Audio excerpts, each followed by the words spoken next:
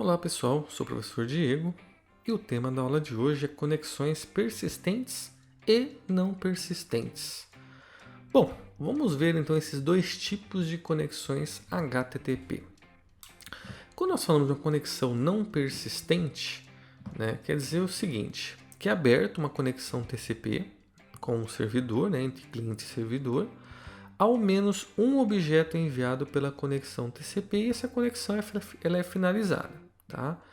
Então, download de múltiplos objetos requerem múltiplas conexões. Então, aquele arquivinho HTML que você tem do site, onde você tem pelo menos lá um arquivo JavaScript, mais um arquivo de CSS, Então, nesse caso, HTML com arquivo CSS e um JavaScript, sim, você teria que fazer, por exemplo, 3 requisições, 3 conexões, abrir uma conexão, transmite o objeto, finaliza, abre outra conexão, Ou seja, uma conexão para cada objeto. Isso são as conexões não persistentes.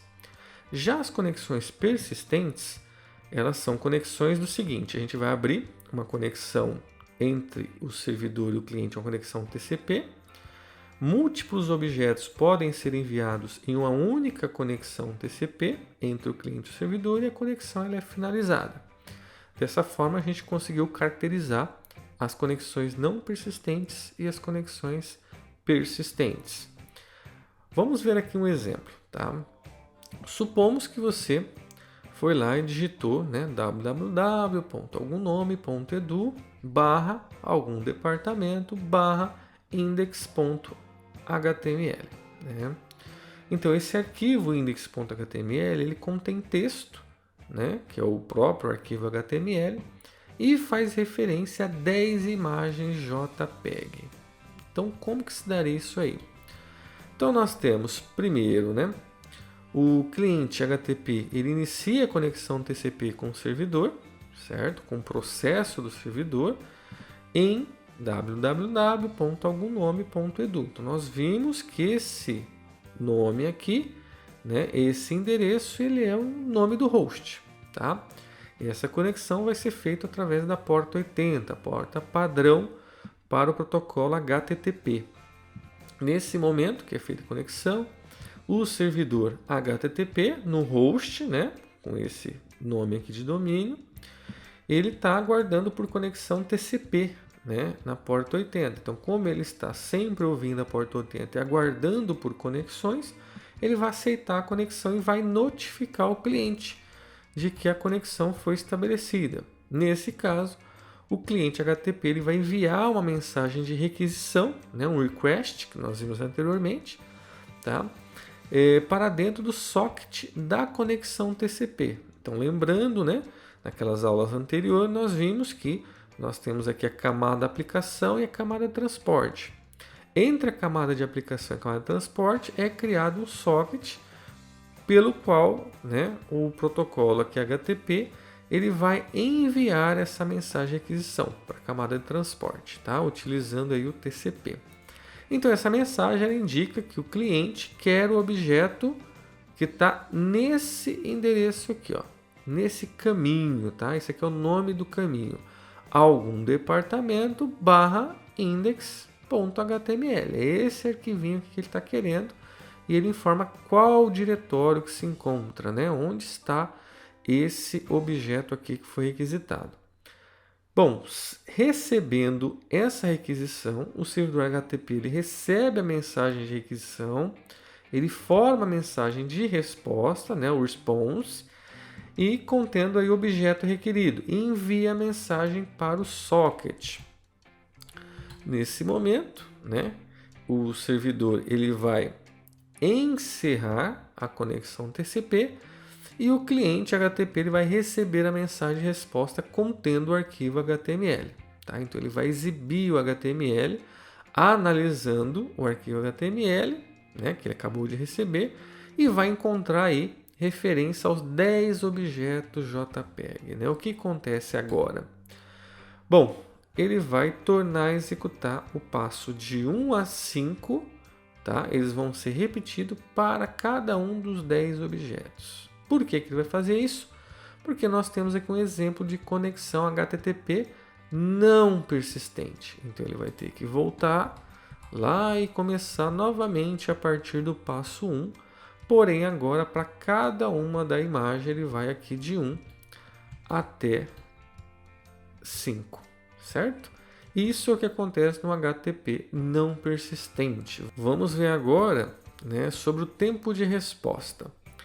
Bom, quando nós falamos sobre HTTP não persistente, né, mais especificamente o tempo de resposta nesse caso, nós precisamos entender o que é esse RTT. Tá? Esse RTT vem de Round Trip Time, né, que seria aí uma tradução livre, o tempo de viagem de ida e volta, sabe, para uma requisição e uma resposta, né?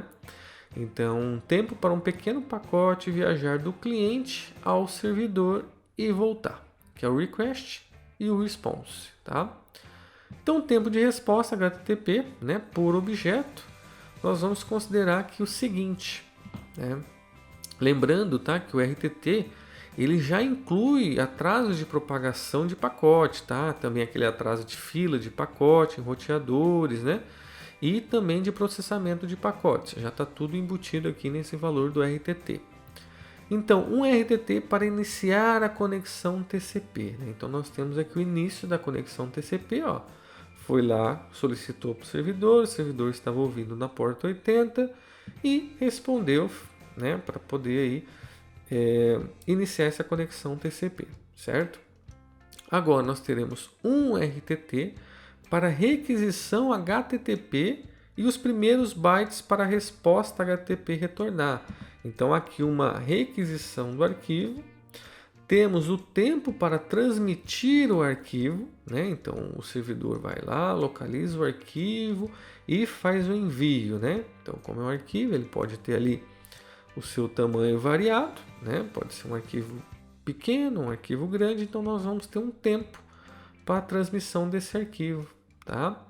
E nesse momento, além desse RTT, que é um tempo de envio e recebimento da resposta, nós também temos esse tempo para transmitir o arquivo. Então aqui ao longo do tempo, né, até nós iniciarmos a conexão TCP e finalizar com o arquivo recebido, nós temos o seguinte, que o tempo de resposta para o HTTP não persistente é de 2 RTT, então nós temos aqui um RTT e outro, mais o tempo de transmissão do arquivo, que é esse aqui, ó, que é esse tempo aqui, tá?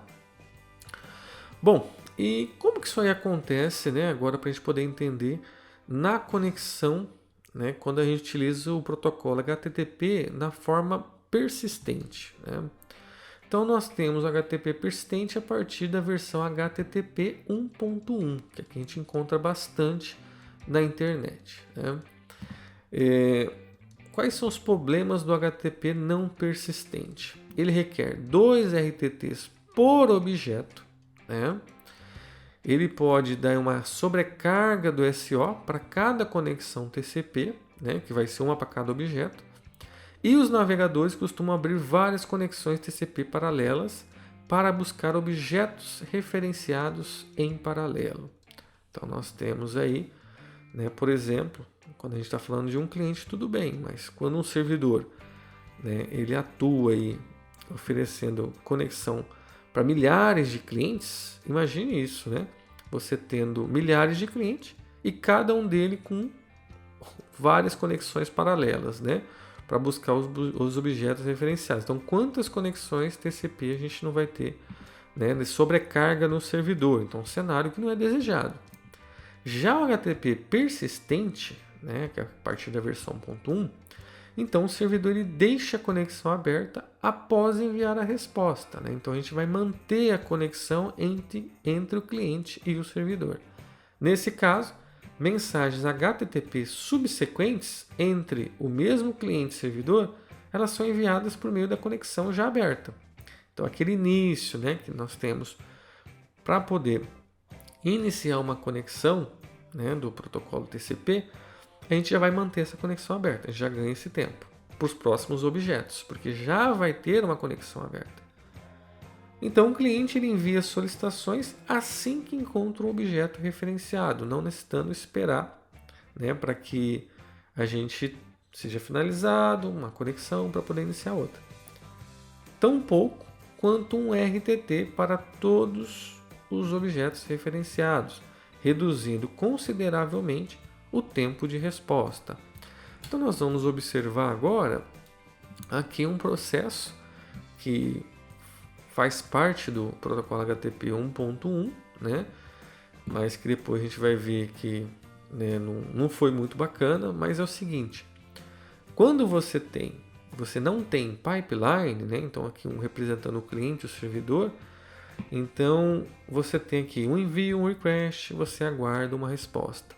Depois você envia outro request e aguarda outra resposta, envia outro request e aguarda outra resposta, tá?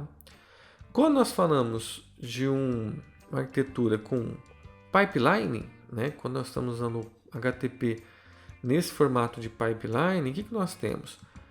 É possível o cliente enviar, por exemplo, as 3 requisições, mesmo sem ter chegado nem a primeira, tá? Então dá aqui uma ideia de que conseguiu otimizar o tempo, né, de recebimento desses arquivos, porque você faz as 3 requisições e fica só aguardando o retorno, tá? Então, o que a gente pode entender, né? Que uma conexão síncrona sem pipeline versus uma conexão com pipeline, né, mostrando aí uma possível economia de tempo de carregamento. Isso é interessante, né, principalmente para aquelas conexões de altas latências, né, que eu perco muito tempo, eu tenho muito atraso nesse processo aqui de chegar do cliente até o servidor. Por exemplo, aquelas conexões à internet via satélite, tá? Essa aceleração ela é menos aparente em conexões de banda larga, né? Já que a limitação do HTTP 1.1 ainda se aplica, né? Então o servidor deve enviar sua resposta da mesma ordem em que as solicitações foram recebidas. Então a gente continua tendo ainda essa questão. Qual que é o problema disso daí, né? Necessário também a gente falar que muitos desenvolvedores, né, que estão aí focados na parte de otimização da web, eles precisam recorrer nesse modelo do HTTP1 para otimizar os seus sites. Eles, por exemplo, ele pega a imagem, divide em várias partezinhas, né, que nós chamamos de sprites de imagem. Tem também que recorrer, alguns recorrem à concatenação de CSS e JavaScript, juntos dois no arquivo só. Temos aí a fragmentação, né, que é essa distribuição de solicitação de recursos, né, dos visitantes em mais de um domínio. Então você pega, por exemplo, o CSS deixa no servidor, né, no domínio, junto com o JavaScript. Então você pode fazer requisições, né, para servidores diferentes, tá? E assim por diante. Então tem uma série de ações que os desenvolvedores costumam fazer para tentar aí, minimizar esses problemas do HTTP 1.1. E é interessante também comentar que a partir de 2018 o pipeline aqui, o HTTP, ele não é habilitado por padrão nos navegadores modernos, tá? Devido aí a vários problemas nessa concepção, incluindo servidores proxies com erro, né? E também o role blocking, né? O que seria o role blocking? A gente vai falar sobre ele mais para frente, mas imagina que eu tenho esse primeiro arquivo solicitado como sendo um arquivo muito grande, né? Então eu preciso terminar de receber esse arquivo para poder depois receber o outro, né? Então essa demanda, né? Enquanto o servidor não envia todo aquele arquivo, ele não parte para enviar o outro. Então isso nós chamamos de role block, mas a gente vai conceituar melhor, né, esse termo nas próximas aulas, tá ok? Nós vamos continuar falando na próxima aula sobre formato da mensagem HTTP. Até lá!